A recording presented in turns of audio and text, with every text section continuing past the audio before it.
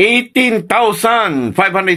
na ang naitalang bilang ng mortality at depopulated swine sa buong lalawigan at patuloy pa itong tumataas bilang solusyon upang mapigilan ang paglaganap ng African swine fever sa Occidental Mindoro. Lumalabas na mula ito sa 61 barangay ng 164 na barangay ng lalawigan na nasasakop ng mga bayan ng Mamburao, Santa Cruz, San Jose at Sablay na nasa red zone, Rizal, Canintaan, Abra de Ilog, Paluan at Magsaysay bilang pink zone at ang Luok at Lubang ay nananatiling nasa green zone base sa ASF zoning classification. Upang mabigyan ng tulong ang mga hog raisers na apektado sa pinagtibay na Resolution number 324 declaring of state of calamity due to African swine fever outbreak ng Sangguniang Panlalawigan, nakapaloob dito ang allocated funds na 14.5 million para sa CASA assistance, palay seeds, medical supplies, ASF testing at iba pa. Samantala, ayon naman kay Occidental Mindoro Hog Raisers Agriculture Cooperative Chairman Mike Madriaga, patuloy pa rin aniya ang kanilang ship out ng swine patungo sa iba't ibang lalawigan na may Certificate of Free Status of ASF. Gayon din aniya ang patuloy nilang koordinasyon at pagkikipagtulungan sa bawat ahensya ng pamanan at madagdagan pa ang market nito. Kasama mo sa Arimen Mindoro Province, Radyoman Marcelo Raro, Tatak Arimen.